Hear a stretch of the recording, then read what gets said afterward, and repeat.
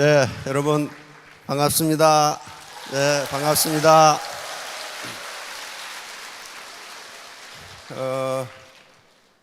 요즘 우리 사회를 뒤덮고 있는 말이 하나가 있습니다. 그게 4차 산업혁명.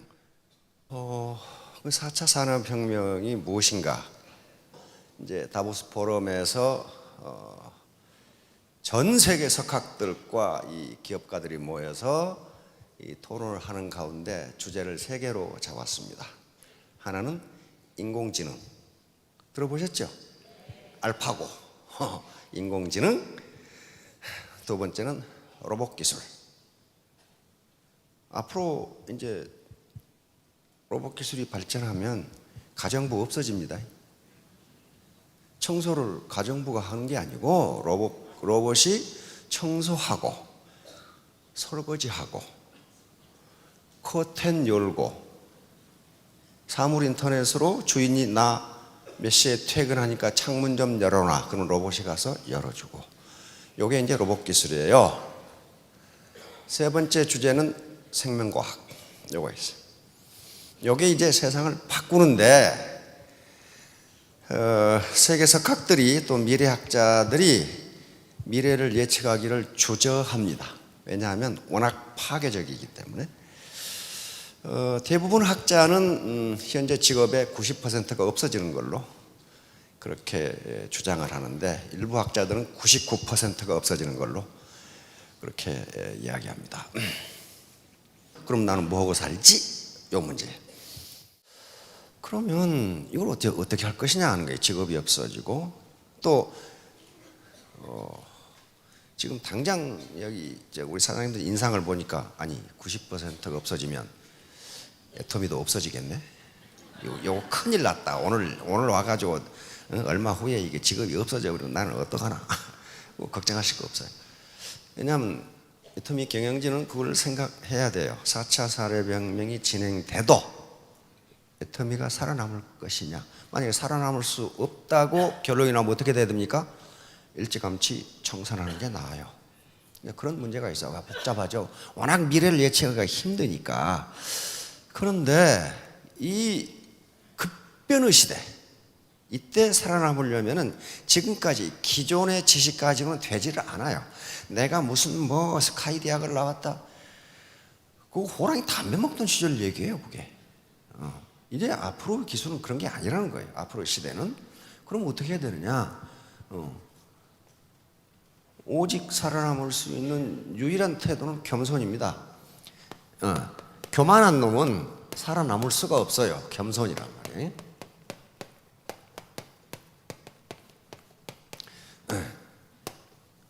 겸손, 휴밀리티란 말이에요. 휴밀리티. 그러니까 근데 이 겸손은 추상적인 용어입니다. 자기가 아무리 겸손하다고 주장해도 그 사람을 화학적, 물리학적으로 분석해도 거기서 겸손이 나오지가 않아요. 어떻게 확인하느냐? 단지 그 사람의 행위를 통해서 그 모습을 드러낼 뿐이에요. 그렇잖아요. 겸손한지 아닌지 그 사람의 행위를 통해서 대부분의 일반적인 사람들이 그분은 겸손하다 이렇게 인정하는 거지.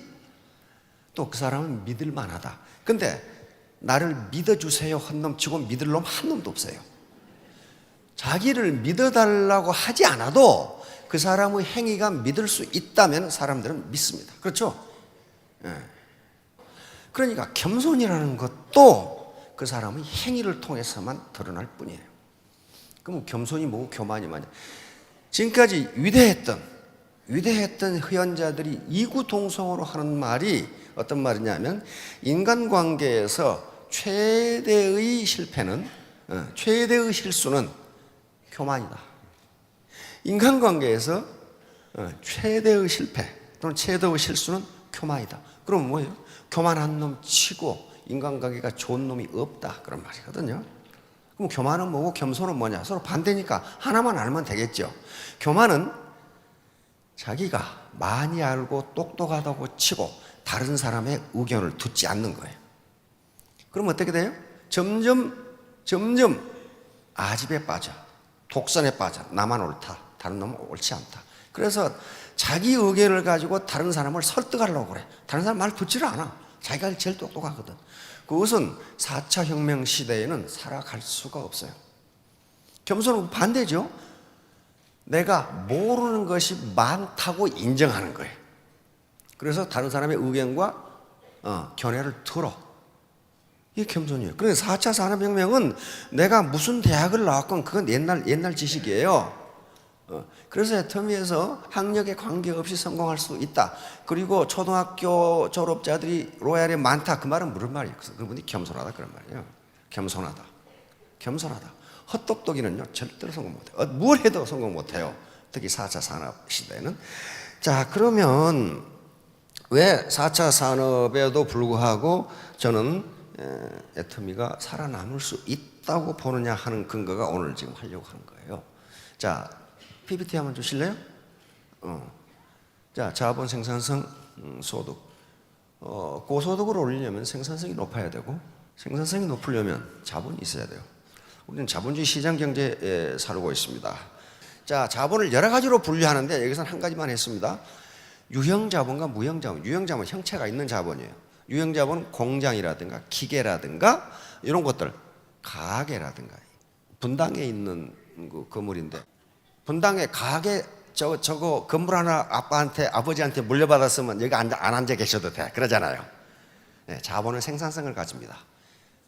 요 소유주에게 이 상가라는 자본은 자본주의 시장 시스템이 돌아가면서 일을 하게 만들어서 내 주머니에 돈이 들어오게 만들어요.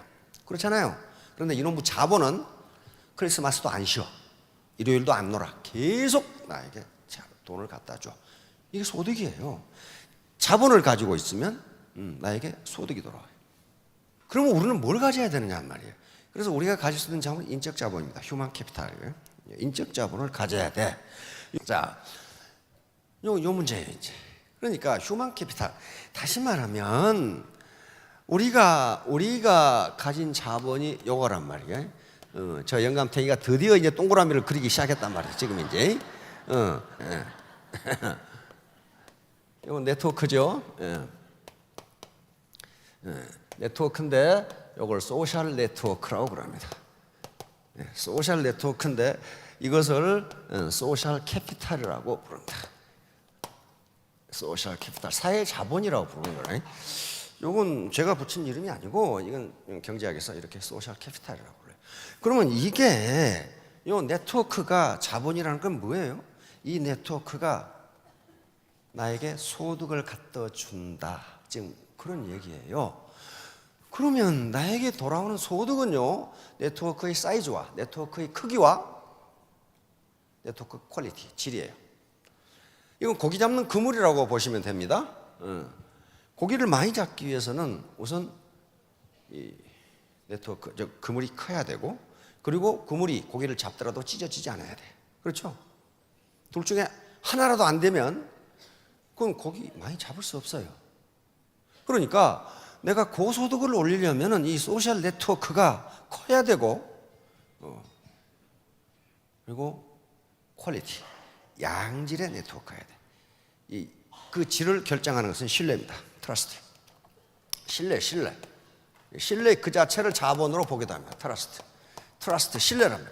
신뢰가 없으면, 그러니까 스폰서 파트너 간에 신뢰가 없으면 요 그물이 찢어져요. 그물이 찢어져.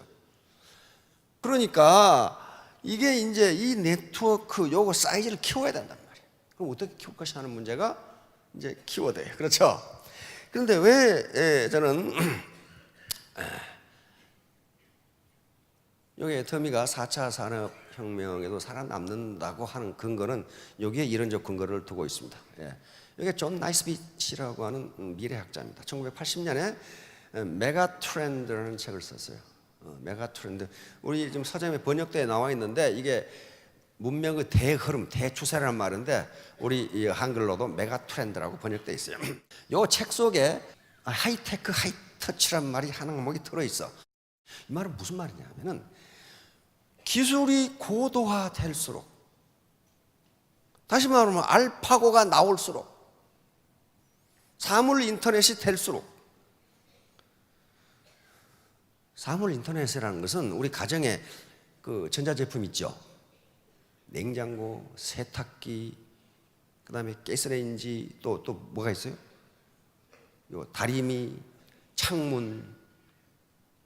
나중에 창문도 다 인터넷으로 연결될 겁니다.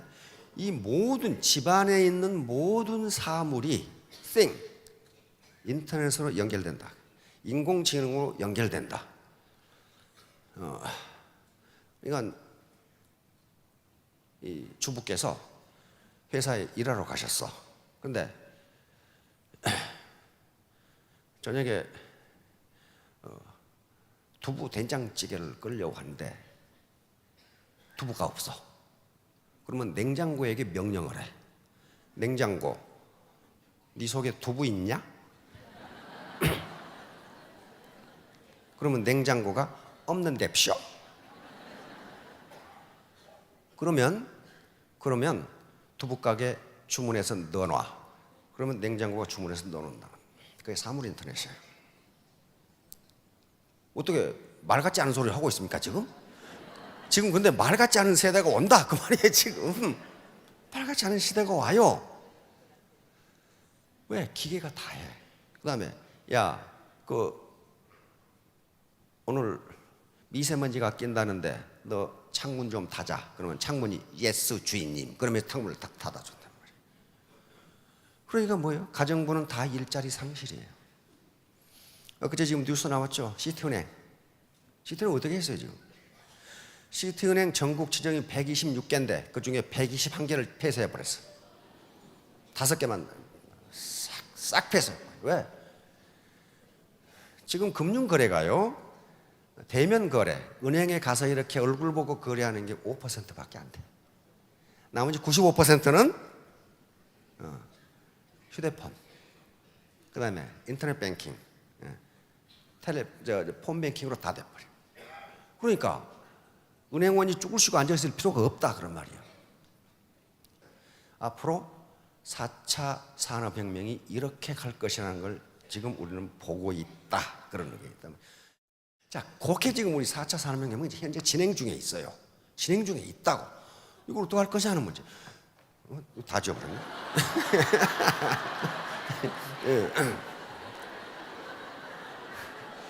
그 속도 빠르네.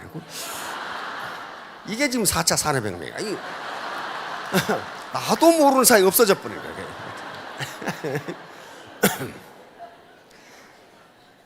자, PPT 한번 띄워주실래요? 자, 그래서 앞으로 그렇게 고기술, 아주 우리가 상상도 못하는 기술이 오는데, 이 나이스비치 이야기하는 그런 사회가 될수록 인간의 감성이 필요하다는 거예요. 인간의 손길을 더 필요로 한다는 거예요. 더 필요로 한다. 그 얘기예요 지금. 그러니까 제가 아침에 일어났는데 로봇이 주인님 커피 한 잔 끓여드릴까요? 요게 낫겠어요? 마누라가 커피 끓여줄까? 이게 낫겠어요?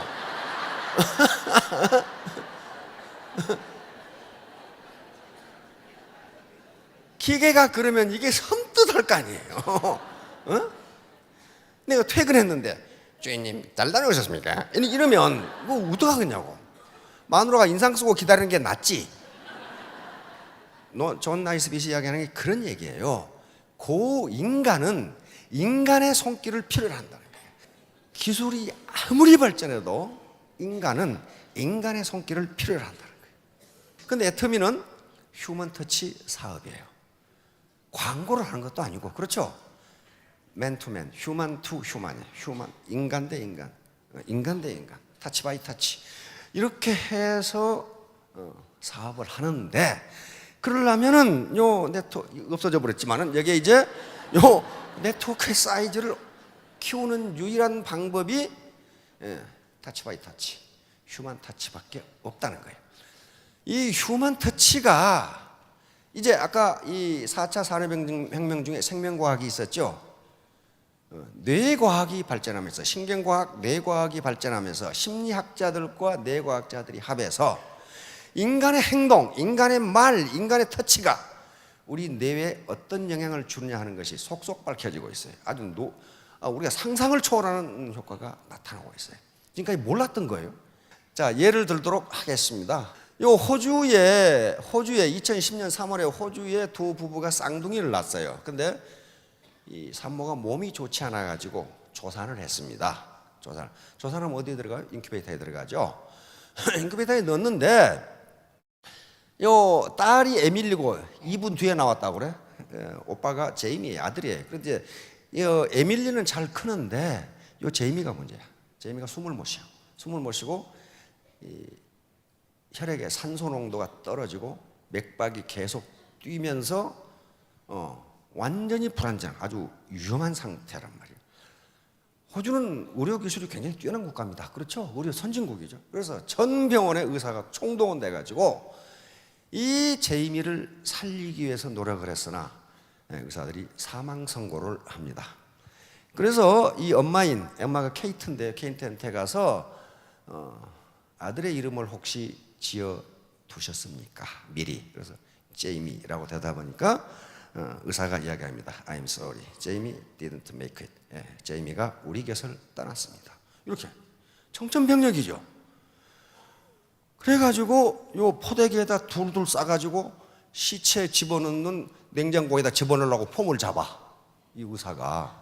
그러니까 케이트가 엄마는 직감이 있는 모양입니다. 내 아들은 죽지 않았다. 이렇게 생각하고 의사에게 내가 아들에게 마지막 굿바이 인사를 하도록 해주지 않겠느냐. 그러니까 이미 죽었으니까 뭐 되죠. 예스. 그러니까 이런 식으로 우통을 벗고 제이미를 젖가슴 위에 눕힙니다. 이게 가장 좋답니다. 왜냐하면 엄마는 어떻게 생각했냐면은 애가 살아있는데 너무 추워서 그렇다. 내가 따뜻하게 해줘야지. 이렇게 해놓고 이제 엄마가 이야기를 합니다. 네 이름은 제임이란다. 그리고 아빠 엄마가 너를 제임이라고 한 이유는 이런 것이란다. 너는 너 혼자 나온 게 아니고 네 동생 에밀리가 나왔어. 네 동생을 봐야 되지 않겠니? 그리고 내가 너를 갖기 위해서 내가 얼마나 힘들었는 줄 아니? 너 이놈아 행복하게 살아야 될 거 아니냐? 이렇게 이야기하니까 죽었다던 이놈이 아빠 손가락을 꼭 잡아. 여기 지금 동그라미가 아빠 손가락을 꼭 잡는 거야. 그러니까 의료진에게 얘기했어. 제이미가 살았다. 그러니까 의료진은 콧방귀를 팡 뀌면서 사후 반응일 뿐입니다. 그런데 계속 얘기하니까 이놈이 숨을 쉬면서 눈을 번쩍 뜨면서 엄마 젖을 먹기 시작해. 산 거죠. 살았어. 이게 뭐예요? 이게 그래서 그 제목이 뭐라고 붙였어요? Mother's loving touch. 엄마의 사랑스러운 손길이 죽었던 아이를 살렸다. 이렇게 나온 거예요. 이렇게 컸어요. 이렇게 컸어.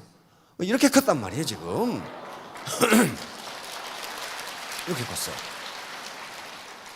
그리고 이걸 이제 각 신문과 언론은 미러클이라고 기적이다 이렇게 하면서, 그래서 의과대학 교수인 헥토르 마르티네스 박사가 엄마 젖가슴에 올려놓고 키워라 이렇게 된 거예요. 그걸 생각한 거예요. 그거 가장 따뜻하고 엄마 뱃속에 있을 때 들었던 맥박을 이 아이가 들을 수 있는 것이 가장 좋은 게 여기다.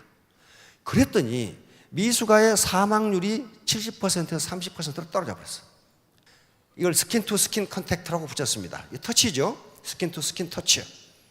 엄마와 아이의 스킨 투 스킨. 그런데 엄마의, 그러니까 인간의 피부에 닿으면은 뇌에서, 어린애 뇌에서 옥시토신, 이게 사랑의 호르몬이라고 그러죠. 옥시토신이 분비된답니다. 이게 모든 걸 해결하는 거예요. 건강하고 용감하고 적극적이고 스트레스에 강하고 이런 아이로 크더라는 거예요. 그러니까 파트너가 신경질적이면 좀 만져주라고. 신경질적이면 그게 뭔가 지금 이상한 거예요 지금. 다시 말하면 스킨 투 스킨 터치가 인간을 그렇게 만든다. 캥거루 케어를 하고 엄마하고 피부 접촉이 많고 이런 애들이 훨씬 건강하고 정서도 안정되고 사교적이고 이렇게 커. 미국에서는 계속 추적할 겁니다. 이 애들이 평생을 어떻게 크는가를.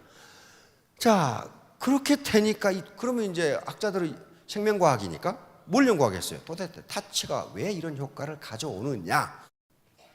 도대체 타치와 유전자는 무슨 관계가 있을까요? 생명과학, 4차 산업혁명의 한 주제죠. 생명과학. 지금까지 학자들은 어떻게 생각했느냐? 요 골턴이라는 사람인데 이 사람이 우생학이라는 걸 만들었어요. 우생학이 뭐냐면은 아주 끔찍한 학문이에요. 인간은 나면서부터 IQ가 정해져 있다. 다시 말하면 종자가 좋은 놈과 안 좋은 놈이 결정되어 있으니까 종자가 좋은 놈끼리 결혼을 시켜서 종자를 더 좋게 하고 종자가 안 좋은 놈은 멸종시켜야 이게요. 우생학이에요. 그런데 이때까지만 해도 벌써 몇 년 전까지만 4차 산업혁명이 일어나기 전까지만 해도 어떻게 생각했냐면 인간의 뇌세포는 한 번 결정되면 변하지 않는다. 다시 말하면 인간의 지능은 한 번 결정되면 변하지 않는다. 그렇게 생각했어요. 과연 그런가? 그걸 이제 뇌과학자들이 4차 산업혁명과 더불어 치열하게 연구를 지금 하는 거예요. 그래서 이 아까쯤에 맥길 대학의 미니 교수가 이걸 연구한 거예요. 쥐가 두 발인데 쥐도 아주 관대하고 사랑스러운 쥐가 있는가 하면은 아주 냉정하고 쌀쌀맞은 쥐가 있대요. 그래서 냉정한 쥐가 난 새끼, 그 다음에 쌀쌀맞은 쥐가 난 새끼를 비교해 봤더니 이 관대하고 그 다음에 새끼를 사랑하는 쥐 새끼들은 그렇게 크다라는 거예요. 관대하고 사랑스럽게 커. 근데 쌀쌀맞고 냉정한 쥐가 낳은 새끼들은 역시 새끼들도 쌀쌀맞고 냉정해. 그럼 요건 뭐예요? 요건 유전자 결정론. 유전자가 모든 걸 결정한다. 유전자가 인간의 일생을 결정한다는 게 요 유전자 결정론이에요. 그런데 그건 바로 유전자 결정론이에요. 그러면 다시 실험을 했어요. 쌀쌀맞은 쥐에서 난 새끼를 관대하고 인정 많은 어미한테 집어넣고 여기서 난 새끼를 쌀쌀맞은 어미 밑에 집어넣었어. 그럼 어때요? 여러분들 유전자는 각각 다른데 관대하고 인정 많은 엄마 밑에 큰 쥐는 그 새끼도 역시 관대하고 인정이 많다. 이렇게 딱 결론이 난 거예요. 여러 번 실험이 다 그래. 그럼 뭐예요? 유전자는 결정되어 있지 않구나. 이 결론이 또 다른 거예요. 유전자는 결정되어 있지 않다. 다시 말하면 뇌세포도 변한다. 이렇게 하는 거예요. 뇌세포도 변한다. 뇌과학자들이 실험을 했습니다. 가정은 뭐예요? 인간은 늙으면 뇌세포가 죽기 때문에 인지 능력, 그 다음에 지적 능력이 떨어진다. 그 가설은 합리적이에요. 그렇죠? 합리적 가설입니다. 20대 이후에 뇌세포가 10만 개씩 죽는다고 그래요. 그래서 70대, 80대가 되면 뇌의 무게가 10%가 감소를 해. 뇌 무게가, 세포가 죽으니까 감소해야 될 거 아니에요? 그럼 뇌가 줄어든다는 건 뭐예요? 사고 능력이 떨어진다. 판단 능력이 떨어진다. 지적 능력이 떨어진다. 그렇게 근데 그렇게 생각하고 연구를 해보니까 안 그렇네 하는 게 나타난 거예요. 그게 뭐냐면은 70세 노인과 20대 청년은 뇌에서 에너지 소비량이 똑같아. 다시 말하면 뇌 활동이 똑같은 거야. 그래서 이 뇌과학자들이 깜짝 놀랐어요. 이럴 수가. 근데 계속 실험이 똑같아. 여기 7학년, 8학년님들 어때요? 희망적이죠? 희망적이야. 그래서 지금 뇌과학자들과 심리학자들이 가장 신뢰하는 지능이론이 CHC 지능이론이라는 게 있습니다.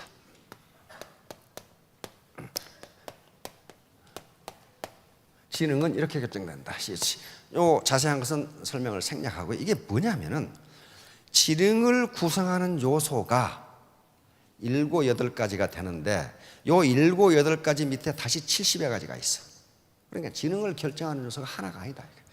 그런데 이때 대표적인 지능이 있어요. 요 대표적인 지능이 유동지능이라는 게 있습니다. 유동지능, 플루이드 인텔리전스라는 게 있어요. 유동지능이라는 것은 쉽게 설명하면 요거야말로 이제 타고난 지능이에요. 유동지능. 다시 말하면 이건 일종의 순발력이라고 생각하시면 돼요. 순발력. 예를 들면 친구들하고 등산을 갔는데 지도상에도 없는 어떤 개울이 있어. 깊은 계곡이 있어. 그럼 저 계곡을 어떻게 건너갈까? 이게 순발력이야. 순발력. 어떻게 저걸 건너가야 되느냐? 물론 이건 추리력입니다. 연역적 추리, 기ön합적 추리, 어떤 수학의 연산 이런 것들과 관계되는데 요것은 그러니까 유동지능은 학습에 의해서 공부하거나 경험하거나 일을 한다고 늘어나는 지능이 아니다. 이거야말로 엄마 뱃속에서 결정해 나와. 그런데 또 하나의 지능이 있어요. 결정지능이라는 게 있어요. 이것은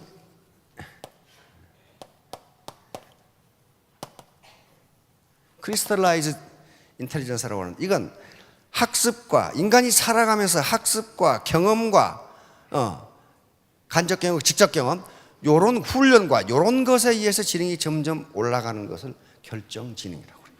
그런데 이 지능은, 총체적인 지능은 두 가지가 합해서 나타납니다. 그런데 이게 아주 기가 막힌 게, 학자들이 실험을 해봤더니 요 유동지능은 이렇게 가다가 이렇게 떨어져요. 이게 한 40세. 우리 여자 사장님들 40세 넘으면 어때요? 깜빡깜빡하죠? 행주 들고 냉장고 이랬다가 행주만 넣어놓고 아무것도 안 가져오고 이렇게 온다든가. 이게 유동지능이에요. 이렇게 떨어지는 거예요. 근데 이렇게만 생각해서 과거에. 그런데 이놈의 결정지능, 요것은 이렇게 나이와 관계없이 계속 올라가. 계속 올라가 버려. 그래서 이걸 이제 이걸 GC라고 그러고 이걸 GF라고 그러는데, GF는 떨어지는데 GC가 계속, 나이가 들수록 이건 계속 올라가. 그러면 총체적인 지능은 어떻게 됩니까? 이렇게 된다는 거예요. 이렇게 돼. 왜 이렇게 되는가 하는 게 바로 이 두 가지 이론입니다. 두 가지 가지고 과학자들이 명쾌하게 설명해냅니다. 하나는 중복성 이론이라는 것이 있고, 또 하나는 가소성 이론이라는 것이 있어요. 중복성 이론이라는 것은 뇌세포가 10만 개 죽어간다고 했잖아요. 죽어가는데 왜 에너지 소비량이 같을까? 아니, 병사들이 10만 명 있다가 2만 명이 죽으면 밥 소비량이 줄어들어야 돼. 예? 그럼 똑같이 먹어. 이거 어떻게 설명하느냐? 보니까 인간이 창조될 때, 인간이 태어날 때 사실은 지금 우리 뇌세포가 100이라 하면은 사실은 뇌세포가 80만 필요한데 100이 있다는 거예요. 뭘로? 스페아로 만들어놨다. 그러니까 여기서 20이 죽어도 아무 상관이 없다는 거예요. 그 80이 100의 일을 다 한다는 거예요. 이게 중복성 이론이에요. 그러니까 극장에 기도를 한 명만 쓰면 되는데 거기 3명을 배치해놨다 그 말이에요. 두 놈이 빵꾸 나도 한 놈이 하면 된다 그 말이에요. 지금 뇌가 그렇게 생겼더라는 거예요. 그러니까 뇌세포 20대 이후에 한 10만 개, 80세, 70세, 80세가 되면 뇌의 무게가 10%가 감소한답니다. 그래도 쓰는 에너지랑 같다. 그 말은 뇌의 활동은 똑같다. 이런 게 나오는 거예요. 또 하나는 가소성 이론인데 요겁니다. 가소성.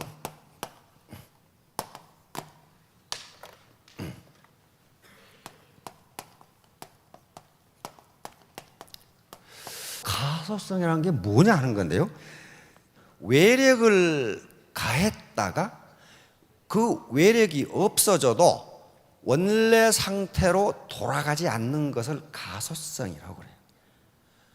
예를 들면 찰흙으로 점토로 모나리자를 빚어놨는데 딱 빚으니까 점토로 다시 돌아갔다.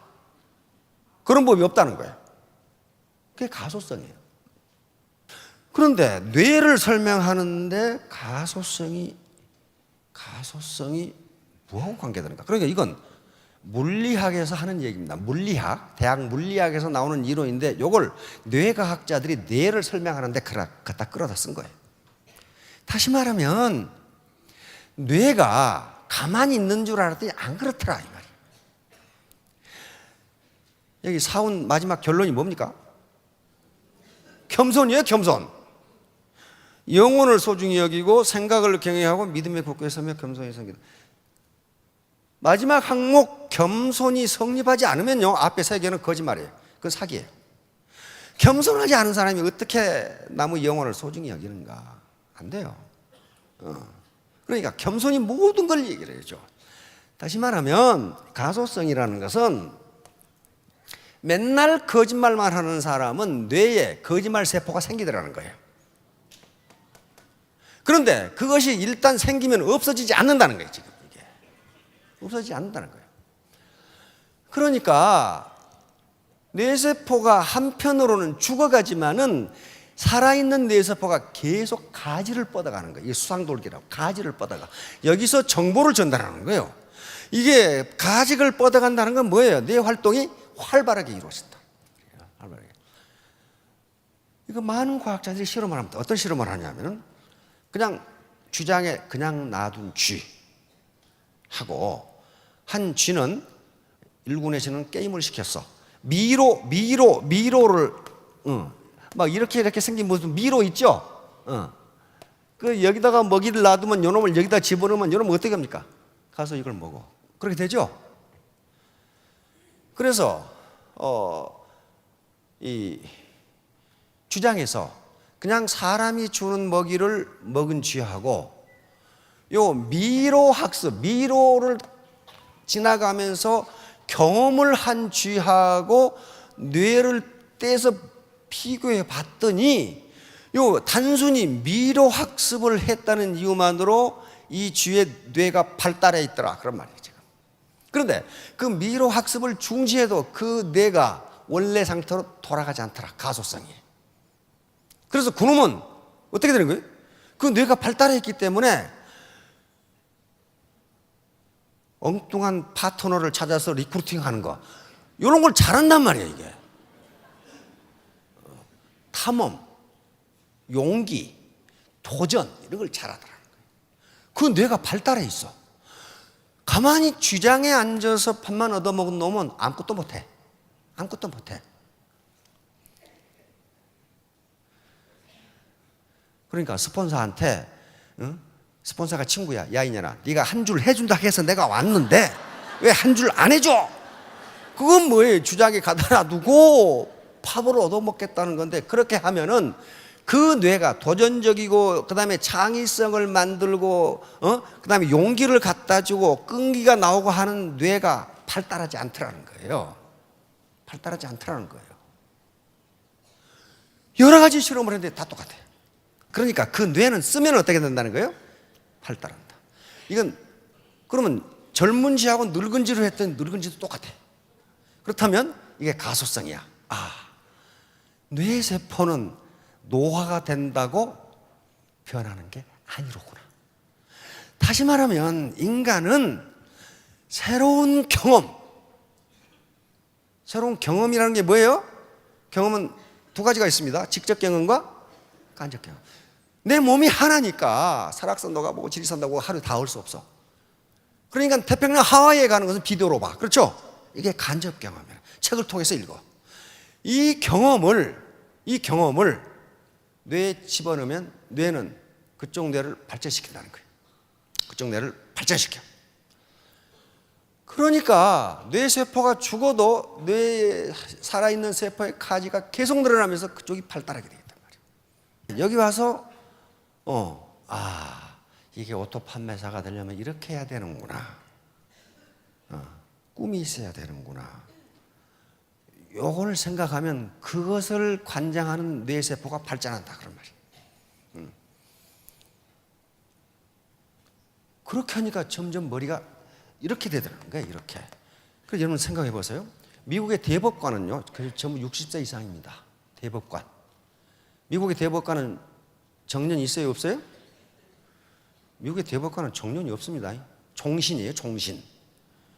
아무튼 이렇게 되니까 나이가 들어서 아무것도 안 하고 방콕하고 있으면 이게 이렇게 떨어진단 말이야. 근데 새로운 경험을 계속하면, 여기 오신 건 새로운 경험이에요? 새로운 경험이 들어가면은 어떻게 되냐? 우리 뇌는 기존의 경험과 충돌한답니다. 다시 말하면 스폰서가 내 파트너를 봤는데 어제까지는 꼴보기 싫어 죽겠더니 오늘 보니까 이뻐. 왜냐하면 둘이 커피를 마셨거든. 그러면 우리 뇌에서는 그 대상을 꼴보기 싫다는 요 뇌세포, 그리고 괜찮다는 뇌세포가 충돌을 해서 새로운 뇌세포가 만들어집니다. 관점이 바뀌면 뇌가 바뀐다고 그래요. 근데 가소성이 한번 바뀌면은 그게 오래 간다. 오래 가. 그러니까 맨날 사기만 친 놈은 그쪽 뇌가 무지하게 발전해가지고 안 없어져. 안 없어져. 그러면 어때요? 평생 사기치다가 결국은 1440원짜리 밥 먹고 앉아있어. 그게 뇌의 가소성이에요. 그러니까 나는 대학에서 또는 초등학교에서, 난 초등학교밖에 안 나왔고 대학에서 공부 못했고 소용없는 거예요. 나와서 얼마나 새로운 경험을 많이 해서 이 뇌를 발전시키냐 하는 문제는 부모의 문제가 아니에요. 그렇죠? 나의 문제예요, 나의. 내가 요즘 젊은 사람들 좀 상대를 해보고 그러면 참 절망스러운 사람이 있어. 어떻게 사지가 멀쩡한 놈이 저렇게 아무 생각이 없느냐. 진짜 아무 생각이 없어요. 아무 생각이. 그건 뭐예요? 새로운 경험을 하려고를 안 해. 왜? 그 뇌세포가 지금 없는 거예요. 없어요. 도전적이고 목표를 정하고 끈기, 열정, 요걸 추구해 가는 것도 뇌세포가 들어있는데 그걸 안 한 거예요. 안 하니까 안 된단 말이에요. 그러니까 여기 와서 터치 투 터치. 우리는 꼭 피부로만 터치하는 게 아닙니다. 눈으로 터치, 입으로 터치, 귀로 터치. 다른 사람 말을 듣는 거 귀로 터치하는 거예요. 그 다음에 커피 마시면서 입으로 터치, 밥 먹으면서. 그러는 가운데 터치를 통하면 어떻게 된다? 뇌가 변한다는 거예요. 뇌가 변해. 그래서 점점 뇌가 좋아져. 자, 열심히 노력해가지고 정보를 먹어서 스타마스터, 로얄마스터가 되시기 바랍니다. 예, 감사합니다.